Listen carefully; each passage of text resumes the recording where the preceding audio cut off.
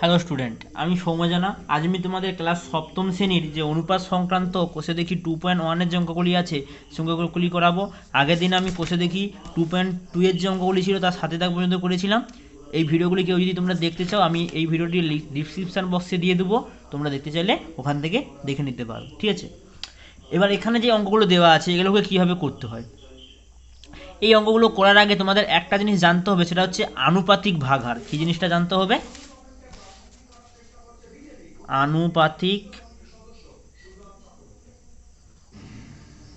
ভাগ হার, ঠিক আছে। তাহলে এই জিনিসটা না জানলে এই অঙ্কগুলো হবে না, ঠিক আছে। এবার আমি এই জিনিসটা বোঝাবো। একটা অঙ্ক যদি প্রথম অঙ্কটা যদি করে দেখাই, সেখানে আমি অঙ্কটাকে অনুপাতিক ভাগহারটা বোঝাবো। আমরা আগে অনুপাত কী জিনিসটা বলেছিলাম, আগের ক্লাসগুলো শিখেছিলাম অনুপাতটা কী হয়, ঠিক আছে। এখানে কি বলেছে? আনুপাতিক ভাগহার। এটা কি হবে, এটা কি হয় সেটা আমি দেখো অঙ্ক করে দেখাচ্ছি। প্রথম অঙ্কটা যদি করি, কষে দেখি, তাহলে প্রথম অঙ্কটা যদি পড়ো, প্রথম অঙ্কটা কী বলে দেওয়া আছে দেখো। গত বছরে রসকুন্ডু গ্রামে স্বাক্ষর ও অক্ষর পরিচয়হীন লোকের সংখ্যার অনুপাত ছিল 4:1। মানে কি বলে দেওয়া আছে? স্বাক্ষর মানে হচ্ছে যারা সই করতে পারে, আর অক্ষর মানে হচ্ছে যারা সই করতে পারেনি, ঠিক আছে। তাহলে একটা গ্রামে কি বলে দেওয়া আছে? স্বাক্ষর ও অক্ষর পরিচয়হীন লোকের সংখ্যার অনুপাতটা দেওয়া আছে 4:1। গ্রামের মোট জনসংখ্যা কত বলে দেওয়া আছে? ওই গ্রামের মোট জনসংখ্যা বলে দেওয়া আছে 6550। মানে কি, এই স্বাক্ষর আর অক্ষর লোকের যোগফলটাই হচ্ছে এটা বলে দেওয়া আছে। এতজন হলে স্বাক্ষর ও অক্ষর পরিচয়হীন লোকের সংখ্যা কত ছিল হিসাব করে দেখি। গ্রামে মোট জনসংখ্যা ছিল কত? 6550। অনুপাত দেওয়া আছে, এখান থেকে তোমাদের কী বলে দিতে বার করতে বলে দেওয়া আছে, জানতে চাইছে স্বাক্ষর ও অক্ষর পরিচয়হীন লোকের সংখ্যা কত ছিল দেখি। আমি অঙ্কটা প্রথমে কীভাবে করছি দেখো। প্রথমে লিখছি রসকুন্ডু গ্রামে স্বাক্ষর ও অক্ষর পরিচয়হীন লোকের সংখ্যার অনুপাতটা যেটা দেওয়া ছিল সেটাকে লিখতেছি সংখ্যার অনুপাত। তাহলে অনুপাত কত বলে দেওয়া ছিল দেখো, 4:1 দেওয়া ছিল না, মানে 4:1 দেওয়া ছিল, ঠিক আছে। এইটা করার পরেই তোমাদের বের করতে হবে আনুপাতিক ভাগহার। কী বের করতে হবে? এখানে কার কার অনুপাত দেওয়া আছে? স্বাক্ষর ও অক্ষর লোকের অনুপাতটা দেওয়া আছে। তাহলে প্রথমে লিখব স্বাক্ষর পরিচয়হীন লোকের আনুপাতিক ভাগ হার। অঙ্কগুলো কীভাবে করতে হয়, আনুপাতিক ভাগহারটা কী, তাহলে এবার যদি বলি, এই যে দুটো সংখ্যা দেওয়া আছে অনুপাতের দুপাশে, কত দেওয়া আছে? 4, আর এটা কত দেওয়া আছে? 1। এ দুটোকে যোগ করব, 4 আর 1 যোগলে কত হবে? 5। তাহলে এখানে লিখব 4 যুক্ত 1। আর উপরে কি হবে? উপরে দেখো স্বাক্ষর লোকটা বের করেছি তো, তাহলে স্বাক্ষর লোকের অনুপাতটা কত? 4। অক্ষর লোকের অনুপাত কত? 1। এখানে কি লিখেছি? স্বাক্ষর পরিচয়হীন লোকের আনুপাতিক ভাগহার। যার চাইবে সেটাকে উপরে লিখে দেবো। তাহলে স্বাক্ষরে কত? 4। এখানে তাহলে 4 লিখব, সমান 4/5। 4-এর সঙ্গে 1 যোগ করলে 5। তাহলে স্বাক্ষর পরিচয়হীন লোকের আনুপাতিক ভাগহার কত হচ্ছে? 4/5। অঙ্কগুলো পরপর করতে করতে আরও ভালোভাবে বুঝতে পারবে তোমরা, ঠিক আছে। তাহলে স্বাক্ষর পরিচয়হীন লোকের আনুপাতিক ভাগহারটা বের করলাম। এবার কি লিখব? অক্ষর পরিচয়হীন লোকের আনুপাতিক ভাগহার। তাহলে এবার অক্ষর পরিচয়হীন লোকের আনুপাতিক ভাগহার কত হবে? নিচে একই হবে, নিচে হচ্ছে 4 যুক্ত 1, কিন্তু উপরে কি হবে? উপরে হচ্ছে অক্ষর পরিচয়হীন লোকের মানে অনুপাতটা কত ছিল? অনুপাতের মধ্যে একটা ছিল না, তাহলে উপরে লিখবো 1, এইভাবে। তাহলে এবার যদি করি, উপরে 1 ছিল, 1 পড়ে রইল, 4-এর সঙ্গে 1 যোগ করলে 5। কি জানতে চেয়েছিল? বলে দেওয়া ছিল স্বাক্ষর ও অক্ষর পরিচয়হীন লোকের সংখ্যা। আমি কি বের করেছি? স্বাক্ষর ও অক্ষর লোকের আনুপাতিক ভাগহারটা বের করেছি। এবার লিখব গ্রামের মোট জনসংখ্যা, গ্রামের মোট জনসংখ্যা কত বলে দেওয়া ছিল, বইয়ের দিকে যদি তাকাও কত বলে দেওয়া আছে, 6550 জন বলে দেওয়া আছে। ঠিক আছে, তাহলে এবার এই গ্রামের মোট জনসংখ্যা কত ছিল, 6550 জন। এর মধ্যে স্বাক্ষর পরিচয়হীন লোক কত থাকবে, তাহলে 6550 গুণিতক 4/5, মানে এই মোট জনসংখ্যার সঙ্গে আনুপাতিক ভাগারটাকে গুণ করে দিতে হয়। ঠিক আছে, এটাই হচ্ছে নিয়ম। তাহলে কি লিখব, অতএব স্বাক্ষর পরিচয়হীন লোকের সংখ্যা সমান, কি বললাম, মোট গ্রামে যতজন সদস্য ছিল, মোট গ্রামে কতজন ছিল, 6550 গুণিতক আনুপাতিক ভাগার, স্বাক্ষর পরিচয়হীন লোকের আনুপাতিক ভাগারটা কত এসেছিল, 4/5। তাহলে এখানে বসাবো 4/5। এবার 5-এ কাটবো, 5-এ যদি কাটাকাটি করি, 5-1-এ 5, তাহলে কত হবে 15, 5-3-এ 15, তারপর 5-1-এ 5, 0 ছিল 5-0 0। যদি গুণ করি 1310-এর সঙ্গে যদি 4-কে গুণ করি কত হবে, 4-0 0, 4-1-এ 4, 4-3-এ 12, হাতে রইল 1, 4-1-এ 4, 1 যোগ করলে কত হচ্ছে 5, তাই না। তাহলে দেখো 4-0 0, 4-1-এ 4, 4-3-এ 12, হাতে রইল 1, 4-1-এ 4, হাতে 1 যোগ করলে 5। তাহলে স্বাক্ষর পরিচয়হীন লোকের সংখ্যা কত হচ্ছে, 5240 জন। এইটা একই রকমভাবে অক্ষর পরিচয়হীন লোকের সংখ্যা কত হবে, গ্রামের মোট জনসংখ্যা কত ছিল, 6550 জন। অক্ষর পরিচয়হীন লোকের আনুপাতিক ভাগারটা কত ছিল, অক্ষর পরিচয়হীন লোকের আনুপাতিক ভাগারটা 1/5 বলে দেওয়া ছিল। তাহলে গুণিতক 1/5, আমি তো আগেরটাই 5 দিয়ে যখন কাটছিলাম কত উত্তর আসছিল, 1310। তাহলে 1-এর সঙ্গে যদি 1310-কে গুণ করি, 1310 জন। তাহলে তোমাদের কি জানতে চাইছিল, স্বাক্ষর পরিচয়হীন লোকের সংখ্যা কত আর অক্ষর পরিচয়হীন লোকের সংখ্যা কত। তাহলে লিখে দেবো, অতএব স্বাক্ষর পরিচয়হীন লোকের সংখ্যা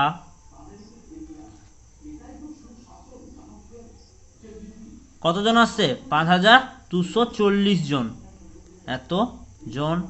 ও অক্ষর পরিচয়হীন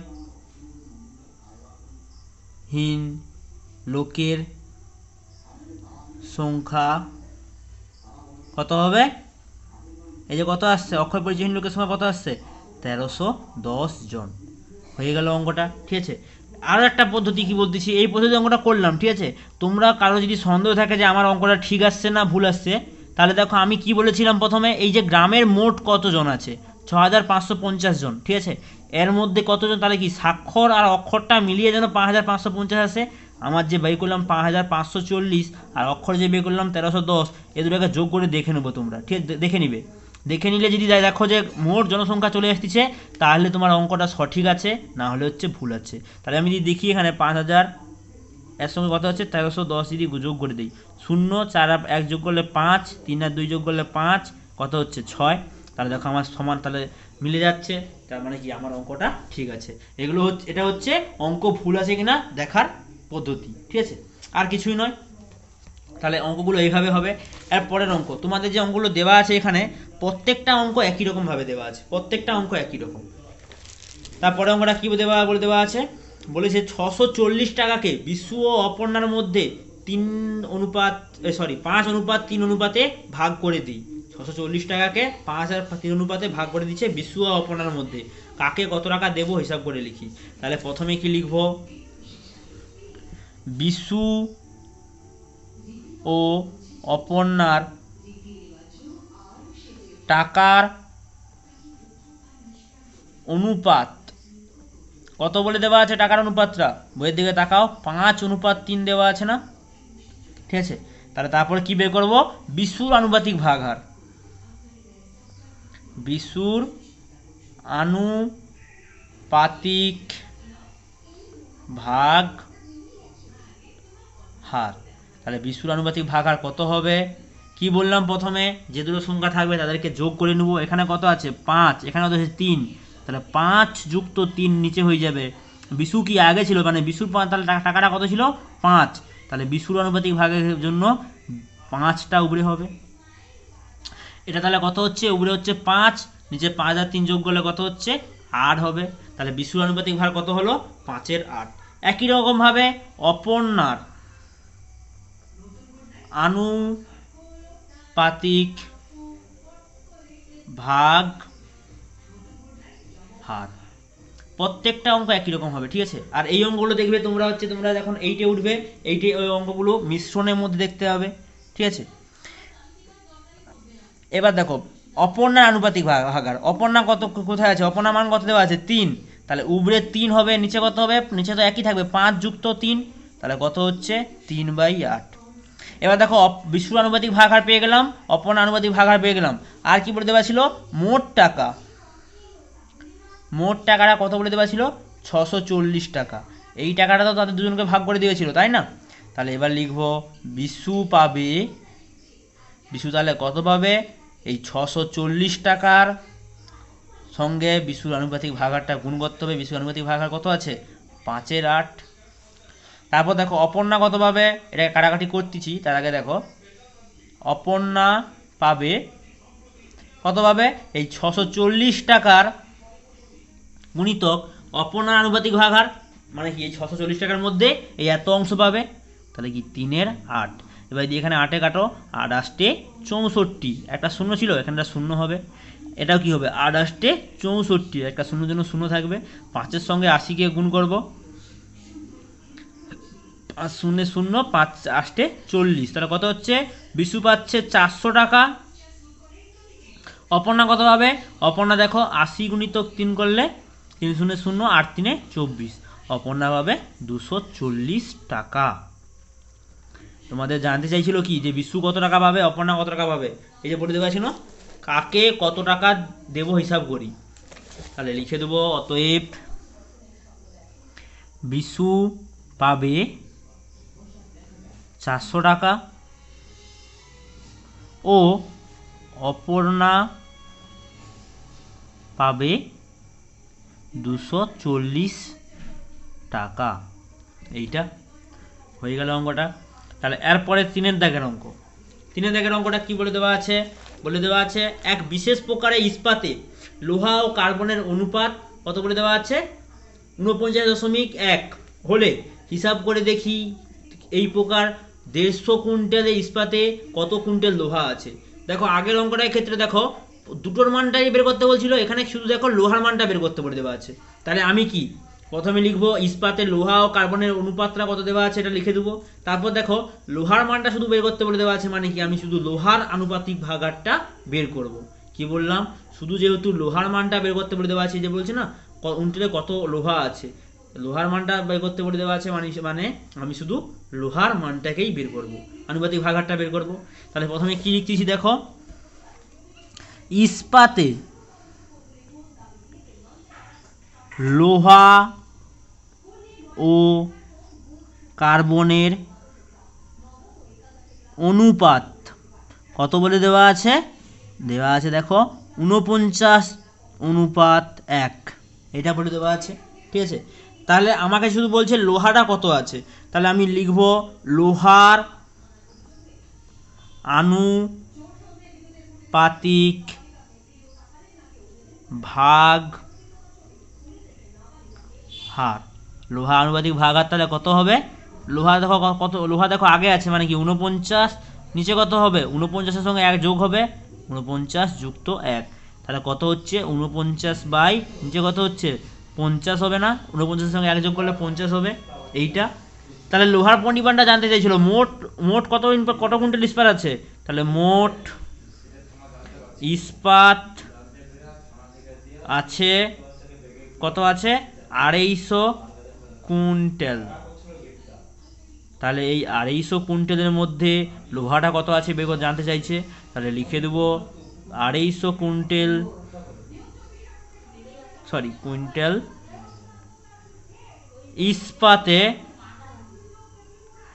লোহা আছে লোহা কতটা আছে তাহলে 250 গুণিতক লোহার আনুপাতিক ভাগার কত 49/50 আসছে না, গুণিতক 49/50। এই শূন্যের সঙ্গে এই শূন্যটা কাটলো, 5 যদি কাটো 5 5 25, তাহলে 5-এর সঙ্গে 49টা গুণ করবো, যদি গুণ করি কত হবে 5 লং 45, 45-এর 5 হাতে রইল 4, 5 4-এ 20, 20-র সঙ্গে যদি 4 যোগ করি কত হবে 24, তাহলে হচ্ছে 245 কুইন্টাল। এইটা হয়ে গেল এই অঙ্কটা, ঠিক আছে। আমাদের জানতে চাইছিল যে লোহার আনুপাতিক লোহার পরিমাণটা কতটা আছে, তার লোহার পরিমাণটা কত আছে 245 কুইন্টাল। হয়ে গেল অঙ্কটা। এরপরের অঙ্ক 4-এর দাগের অঙ্কটা। 4-এর দাগের অঙ্কটা কী বলে দেওয়া আছে দেখো, এই অঙ্কটা একটু অন্যরকম, একই রকম পদ্ধতি হবে কিন্তু একটু অন্যরকম হবে। কি বলে দেওয়া আছে, কোনো বিদ্যালয়ে 143 জন ছাত্রীর মধ্যে শুধুমাত্র গান করতে পারা ও নাচ করতে পারা ছাত্রীর সংখ্যার অনুপাত দেওয়া আছে 9:2। মনে করো একটা বিদ্যালয়, তাতে ছাত্রীর সংখ্যা কত আছে 143 জন, তার মধ্যে গান করতে পারা ও নাচ করতে পারে, মানে গান করতে পারে ও নাচ করতে পারে এমন ছাত্রীর অনুপাত কত বলে দেওয়া আছে 9:2। ঠিক আছে। তারপর কি বলছে, যদি আরও 3 জন ছাত্রী গান করতে আসে তবে গান করতে পারা ও নাচ করতে পারা ছাত্রীর সংখ্যার অনুপাত কত হবে হিসাব করে দেখি। তাহলে প্রথমে আমি কি করব, এই 143 জন মোট ছাত্রীর মধ্যে গান করতে পারা ছাত্রীর অনুপাতটা বের করব, আর নাচ করতে পারা ছাত্রীর অনুপাতটা দেওয়া আছে। আমি কি করব, আনুপাতিক ভাগারটা বের করব, গান করতে পারা ছাত্রীর আনুপাতিক ভাগার আর নাচ করতে পারা ছাত্রীর আনুপাতিক ভাগার বেরিয়ে গেলে এবার কি, এই 143 জনকার মধ্যে দেখা এই গান করতে পারা ছাত্রীর সংখ্যাটা পেয়ে যাব আর নাচ করতে পারা ছাত্রীর সংখ্যাটা পেয়ে যাব। তারপরে দ্বিতীয় ক্ষেত্রে কি বলে দেওয়া আছে, যদি আরও 3 জন ছাত্রী আসে তাহলে এখান থেকে যে গান করতে পারা ছাত্রীর সংখ্যাটা পাবো, তার সঙ্গে কি বলে দেওয়া আছে 3 জন যদি আবার আসে, তার মানে কি বাড়তিছে, তাহলে যোগ হয়ে যাবে 3 জন, তারপরে তাদের অনুপাতটা বের করতে পারবো। যদি অঙ্কটাকে করি, প্রথমে যেভাবে অঙ্কটা করতে হয় সেরকম করব। কি লিখব, বিদ্যালয়ে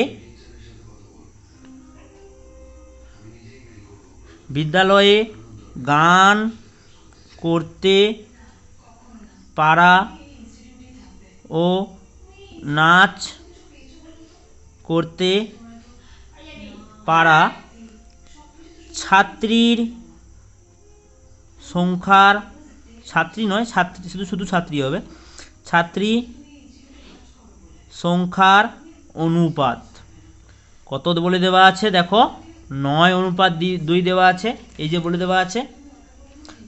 আর মোট ছাত্রী সংখ্যা কত 143 জন, তাহলে এবার লিখব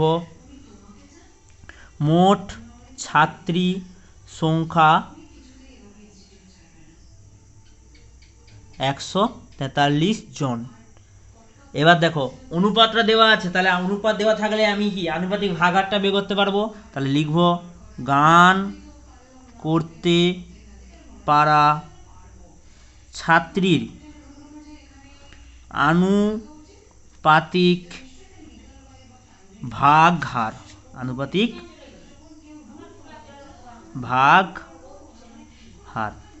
তাহলে আনুপাতিক ভাগার কত হবে, তাহলে কত দেওয়া আছে 9:2, 9টা কার গান করতে পারা, তাহলে কি 9 যেহেতু গান করতে পারা আবার বের করছি তো, তাই না, গান করতে পারা, তাহলে 9টা উপরে হবে, নিচে কি হবে 9 + 2, তাহলে সমান কত হচ্ছে 9-11, তাই না, 9-11 হচ্ছে।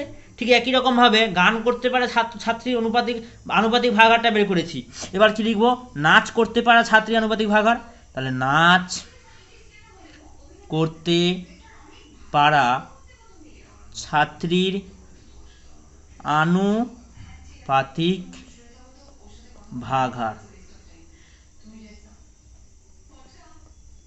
কত হবে, তাহলে নাচ করতে পারা অনুপাত কত ছিল 2, কারণ নাচ করতে পারা 2 নম্বর মানে পরে ছিল না, তাহলে 2 হবে, 2 নিচে কত হবে 9 + 2, তাহলে কত হচ্ছে 2/11। এরপরে তাহলে কি করব, আমাকে মোট ছাত্রী সংখ্যা দেওয়া আছে কত 143 জন, তাহলে 143 জনকার মধ্যে গান করতে পারে ছাত্রী সংখ্যা কত হবে 143 গুণিতক গান করতে পারে ছাত্রী সংখ্যা আনুপাতিক ভাগার, মানে কি 143 গুণিতক 9-11, ঠিক আছে। ঠিক একই রকমভাবে নাচ করতে পারে ছাত্রী সংখ্যাটা কত হবে, এই 143 জনকার মধ্যে আনুপাতিক ভাগারটা কত বলে দেওয়া আছে নাচ করতে পারার 11 2-এর 11, ঠিক আছে। তাহলে 143 গুণিতক 2-এর 11। তাহলে কি লিখতেছি পরের সংখ্যা, যদি পরের পেজে লিখতেছি, দেখো গান করতে পারা ছাত্রী সংখ্যা, গান করতে পারা ছাত্রী সংখ্যা সমান মোট ছাত্রী সংখ্যা কত ছিল? 143 জন। তার মধ্যে গান করতে পারা ছাত্রী সংখ্যার আনুপাতিক ভাগাটা কত? 9-এর 11, তাই না? 9-এর 11, তাহলে কি গুণিতক 9-এর 11। আর দেখো কি বলে দেওয়া আছে, নাচ করতে পারা ছাত্রী, তাহলে কি লিখবো? নাচ করতে পারা ছাত্রী সংখ্যা, তাহলে নাচ করতে পারে ছাত্রী সংখ্যা কত হবে? 143 গুণিতক নাচ করতে পারে ছাত্রী সংখ্যা আনুপাতিক ভাগা কত বেরিয়েছিল? তোমরা তোমাদের খাতায় দেখবে 2-এর 11 এসেছিল, ঠিক আছে। এবার যদি কাটাকাটি করি, এটাকে কাটাকাটি করবো, এটাকে দেখো 11 আছে মানে কি, তাহলে এটা দেখবো আমি 11কে দিয়ে 43কে 143কে ভাগ যায় নাকি, তাই না? 11 একে 11, কত নামবে? 3, এখানে কত নামবে? 3, তাহলে 11 3-এ 33, তাহলে কত হচ্ছে ভাগ করতনি? 13 আসতেছে। 11কে 143কে ভাগ করতনি কত আসতেছে? 13। এখানে কত আসছে? 11কে 143কে ভাগ করলে ঠিক একই আসবে, তাহলে এখানে কত হবে? 13 হবে। এবার দেখো 13 দুগুণে কত হবে? 13 দুগুণে হয় 26, তাহলে 13 দুগুণে কত হচ্ছে? 26।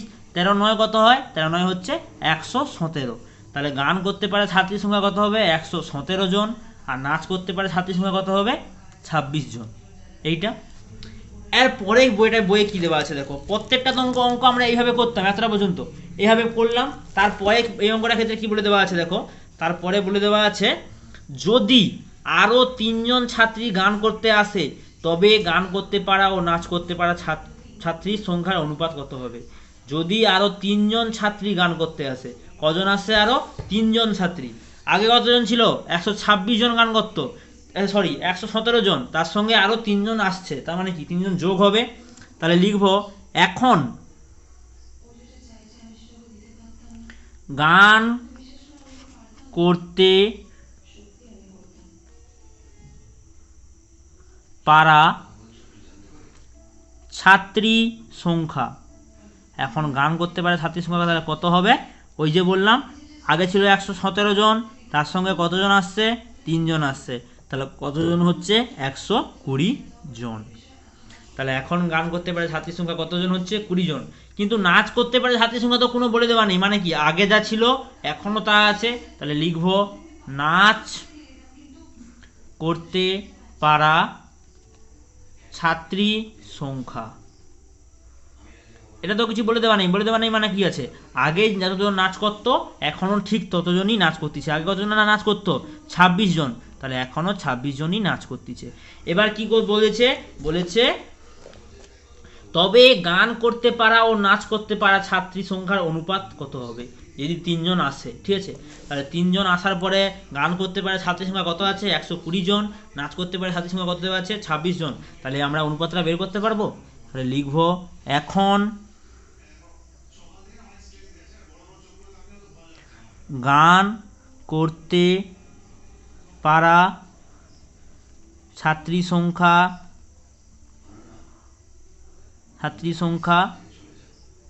ও নাচ করতে পারা ছাত্রী সংখ্যার অনুপাত সমান, তাহলে কত হবে? গান করতে পারে ছাত্রী সংখ্যা কত আছে? 120 জন, অনুপাত নাচ করতে পারে কতজন আছে? 26 জন। তাহলে এবার যদি কাটাকাটি করি, এটা সমান কি লিখতে পারি? উপরে 120 লিখতে পারি, নিচে 26 লিখতে পারি। কাটাকাটি করলে কত হবে? 2 কাটলে 13, এখানে 2 কাটি কত হবে? 60। তাহলে দেখো এখানে 13 আছে, এখানে 60 আছে, 13 তো মৌলিক সংখ্যা, 13 নামতে তো 60 নেই, ঠিক আছে। 13 নামতে যদি 60 থাকে তাহলে দেখো আমরা কি করতে, তাহলে তো আর ভাগ যাবে না, ভাগ না গেলে আমরা কি লিখবো? ভাগ না গেলে আমরা লিখবো 60 অনুপাত 13। তাহলে আমাদের জানতে চাইছিল কি, গান করতে পারা ও নাচ করতে পারা ছাত্রীর সংখ্যার মানে অনুপাতটা জানতে চাইছিল, ঠিক আছে। তাহলে অনুপাতটা কত হলো? 60 অনুপাত 13। এই অঙ্কটা হয়ে গেল। এর পরের অঙ্কটা কি বলছে দেখো, 5 দাগের অঙ্কটা বলেছে 240 মিলি ডেটল জলে, ডেটল জল, আচ্ছা সরি কি বলেছে, 240 মিলি ডেটল জলে জল ও ডেটলের আয়তনের অনুপাত কত দেওয়া আছে, 1:3। এর সঙ্গে আরও 60 মিলি জল মেশালে জল ও ডেটলের আয়তনের অনুপাত কত হবে। ঠিক আগের অঙ্কটার মতোই একই রকমভাবে, ঠিক আছে। আগে দেখো 3জন ছাত্রী আসছিল, ঠিক আছে। কি করেছিলাম, প্রথমে গান করতে পারে ছাত্রীর সংখ্যা, নাচ করতে পারে ছাত্রীর সংখ্যাটা বের করেছিলাম, তার সঙ্গে 3জন আসে মানে কি, তা যোগ করে দিয়েছিলাম। ঠিক একই রকমভাবে এখানে দেখো কি বলছে, 240 মিলি ডেটল জলে, ডেটল জলের অনুপাতটা দেওয়া আছে, তাহলে এখান থেকে কি জলের পরিমাণটা পেয়ে যাব, ডেটলের পরিমাণটা পেয়ে যাব। তারপর কি বলছে, এর সঙ্গে আরও 60 মিলি জল মেশালে, তারপর সঙ্গে যদি আরও 60 মিলি জল মিশিয়ে দেই, ঠিক আছে, তারপরে বলছে জল ও ডেটলের আয়তনের অনুপাতটা কত হবে। তাহলে আগের অঙ্কটার মতো যদি করি, কি করব, প্রথমে লিখব ডেটল জলে, ডেটল জলে জল ও ডেটলের অনুপাত, জল ও ডেটলের অনুপাত কত, 1:3 দেওয়া আছে, ঠিক আছে। মোট ডেটল জল কত বলে দেওয়া আছে, দেখো মোট ডেটল জল, দেখুন লিখবে ডেটল জল, তখন একটা স্ল্যাশ চিহ্ন দিয়ে দেবে, এটাকে বলে স্ল্যাশ চিহ্ন। তাহলে মোট ডেটল জল কত দেওয়া আছে, 240 মিলি। তাহলে অনুপাত দেওয়া আছে, মোট ডেটল জল কত দেওয়া আছে, তাহলে এখান থেকে কি জলের পরিমাণটা পেয়ে যাবো, ডেটলের পরিমাণটা পাবো, যেরকম অঙ্কগুলো করতাম। তাহলে লিখব জলের আনুপাতিক ভাগ হার, জলের আনুপাতিক ভাগ কত হবে, জল দেখো আগে আছে, তাহলে কি 1, তাহলে একটা উপরে হবে, নিচে কত হবে, 1-এর সঙ্গে 3টা যোগ হয়ে যাবে, তাহলে কত হবে, জলের আনুপাতিক ভাগ 1/4, এইটা। ঠিক একই রকমভাবে ডেটলের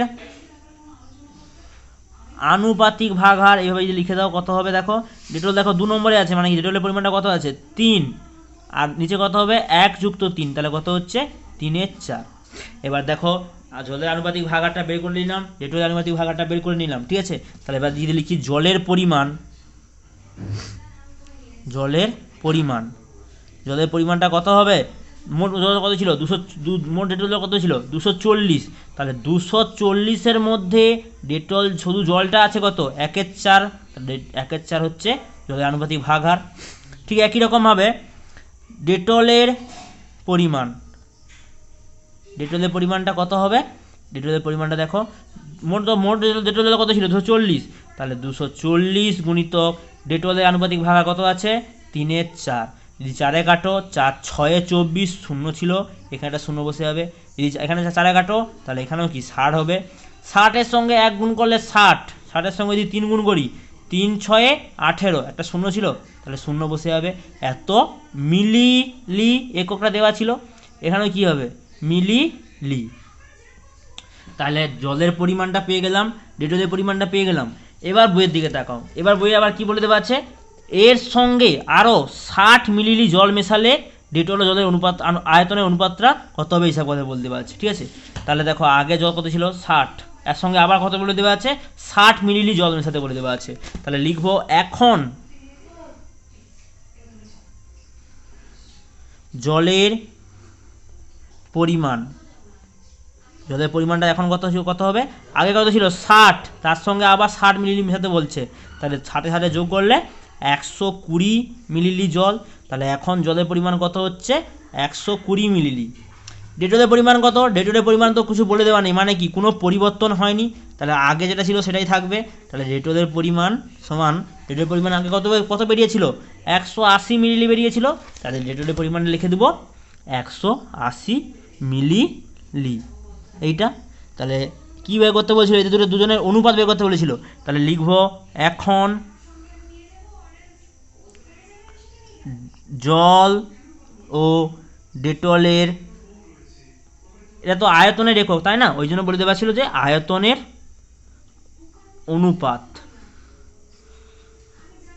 অনুপাতটা কত হবে। তাহলে জল কত আছে, জলটা প্রথমে আছে, জলটা কত আছে 120, আর দেখো ডেটলটা পরে আছে, ডেটলটা কত আছে 180। এটাকে যদি কাটাকাটি করি, কী লিখতে বলেছিলাম, উপরে লিখে দেবো 120, যেটা যত অনুপাতের আগে থাকে সেটা উপরে লেখা হয়, যেটা অনুপাতের পরে থাকে সেটা নিচে লেখা হয়। তাহলে এই 0 কেটে যাবে। এবার যদি 3-এ কাটো, 3 4-এ 12, 3 6 18, যদি 2 এ কাটো 2 2 4, 2 3 6, তাহলে অনুপাত কত আসছে 2:3।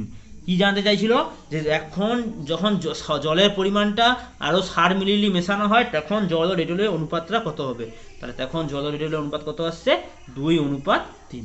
হয়ে গেল অঙ্কটা, ঠিক আছে।